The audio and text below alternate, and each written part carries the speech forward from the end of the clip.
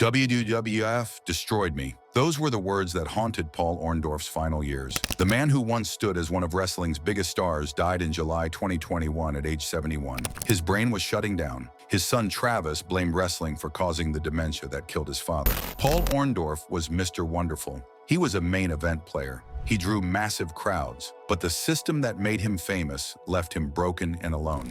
Before he became a wrestling icon, Paul Orndorff was a gifted athlete. He played fullback at the University of Tampa in the early 1970s. His college performance was so good that he earned a place in the University of Tampa Athletic Hall of Fame in 1986. The New Orleans Saints drafted him in the 12th round of the 1973 NFL Draft. But his time in pro football was short. He had brief stints with the Chicago Bears and the Jacksonville Express of the World Football League. Orndorff later said he got worn out and was tired of playing football. He believed wrestling offered more variables and creative outlets. He could have played pro football, but chose wrestling instead. This choice would define his life. It would also destroy it. Orndorff started wrestling in 1975. He trained under the legendary Hiro Matsuda. He rose quickly through regional territories. He was a powerful and believable heel. In the NWA and Mid-South Wrestling, he won multiple championships. He captured the Mid-South North American Heavyweight title 5 times. He won the NWA National Heavyweight title 3 times. He also held Tag Team Gold, but his career would be defined by what happened next. He joined the World Wrestling Federation in late 1983. He was paired with Roddy Piper. Piper gave him the name Mr. Wonderful. Orndorff's huge muscles and arrogant attitude made him an instant threat. Within 1 month of his debut, he was challenging Hulk Hogan for the WWF World Heavyweight Championship. This was rare. It showed his star power right away. The WWF pushed him hard. He had high-profile rivalries with stars like Intercontinental Champion Tito Santana. He feuded alongside Piper against Jimmy Superfly Snuka and the Tonga Kid. The company saw money in Paul Orndorff. They were right, but they would extract every penny from his body. The feud that made Paul Orndorff a legend also broke him. His rivalry with Hulk Hogan became the template for every major wrestling storyline. It started as a partnership. Orndorff teamed with Roddy Piper to face Hogan and Mr. T in the main event of the first WrestleMania in 1985. The match ended controversially. Piper's manager, Bob Orton Jr., accidentally hit Orndorff with his cast. After Piper and Orton blamed him for the loss, Orndorff turned good guy. He became Hogan's ally. But this was just the setup for something bigger. The heel turn happened in summer 1986. It was a slow burn executed perfectly on television. The story was simple but brilliant. Adrian Adonis hosted a talk show called The Flower Shop. He planted seeds of jealousy in Orndorff's mind. He pointed out how Hogan got all the glory despite Orndorff's hard work. The turning point was small but powerful. Hogan was too busy working out to answer a phone call from Orndorff. Orndorff was seeking help with a tag team challenge. This tiny slight felt real. Fans could relate to being ignored by a friend. It built genuine emotion. The betrayal came during a tag team match. Orndorff appeared to save Hogan from an assault. Then he delivered a thunderous clothesline and piledriver to his former friend. This turn was described as a shot heard throughout the wrestling industry. The feud that followed made millions for the WWF. It led to matches that always ended in disqualifications. This was calculated booking. The company wanted to drag out the rivalry. They wanted to sell tickets for rematches across the country. Every city got the same story. Fans never got a clean finish. They had to buy tickets to the next show to see resolution that never came. The peak was the big event at Toronto's CNE Stadium in August 1986. The show drew 74,000 fans. This proved the drawing power of the rivalry. It made Orndorff one of wrestling's top villains, but it also proved something else. The company would push its stars to the breaking point if it meant more money.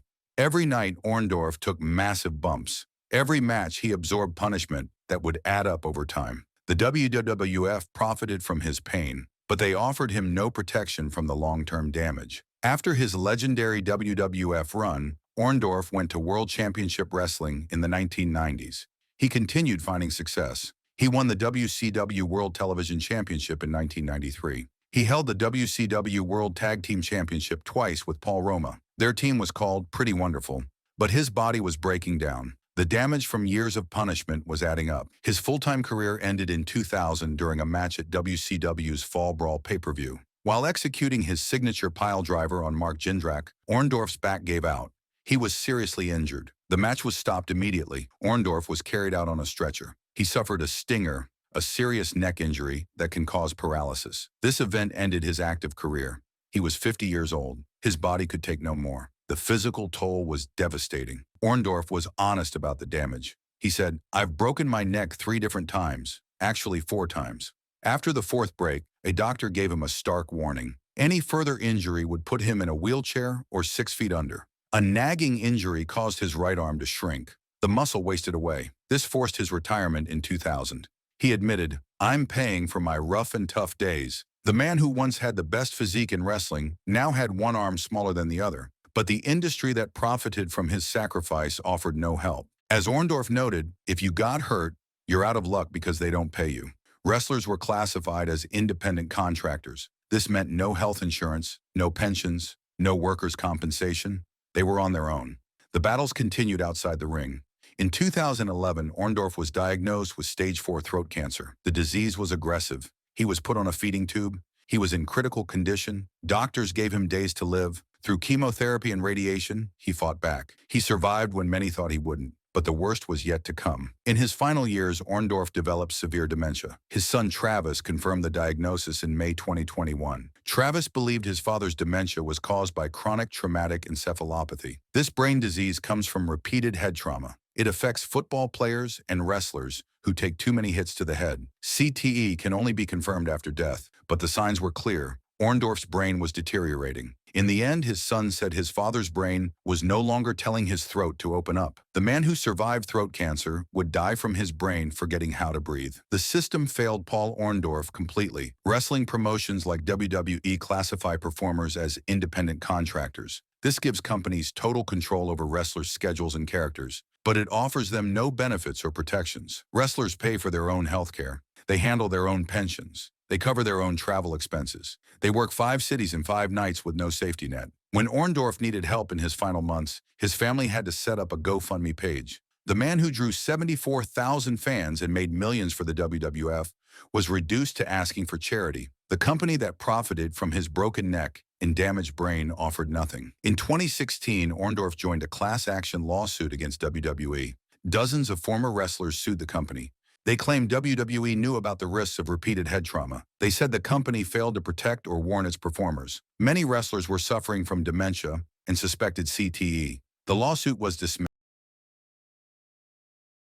because of the statute of limitations. The court said the wrestlers couldn't prove WWE had definite knowledge of the link between wrestling and CTE before 2007. By then, most wrestlers had already retired. The legal system protected the company that had failed to protect its workers. This created an impossible situation. CTE takes decades to develop. Symptoms don't appear until years after retirement, but the law requires proof of company knowledge during the active career. It's a catch-22 that leaves broken wrestlers with no recourse. Despite everything, Paul Orndorff remained proud of his career. He embodied the Mr. Wonderful character with total commitment. He said, "I like being a bad guy," and knew how to upset the people. He was confident in his abilities. "There was nobody in this business that had the aggression and had the body that I had," he declared. But beneath the pride was a painful truth. He would warn young athletes to avoid wrestling and football. "Don't," he told them, "because you'll pay down the road." This was his final message. The cost was too high. Paul Orndorff died on July 12, 2021. He was 71 years old. Tributes poured in from across the wrestling world. Hulk Hogan called him his brother and thanked him for always making me fight for everything in our matches. WWE Hall of Famer Triple H praised him as a WrestleMania main eventer and one of the industry's best bad guys. Edge remembered Orndorff as the first wrestler he hated and feared as a child. Jim Ross called him a true man's man. These tributes honored his talent and toughness. They celebrated his contributions to wrestling, but they couldn't change what had happened to him. The tributes were genuine. The respect was real, but the praise felt hollow when measured against the reality. Paul Orndorff gave everything to professional wrestling. He sacrificed his body, his health, and ultimately his mind. The industry took his best years and left him to face the consequences alone. WrestleMania glory and the Hogan feud made millions for the WWF. They established templates that wrestling still follows today, but they left Orndorff with multiple broken necks, chronic pain, cancer, and dementia. The slow burn storylines that proved so profitable were also periods of extended physical punishment. His final warning to young athletes speaks volumes. The man who lived the wrestling dream told others to avoid it. He knew the true cost. The system that created Mr. Wonderful destroyed Paul Orndorff long before the end. Paul Orndorff will always be remembered as Mr. Wonderful. His matches were legendary. His feuds were box office gold. His character work was masterful. But the truth remains harsh and undeniable. Wrestling destroyed him long before the end.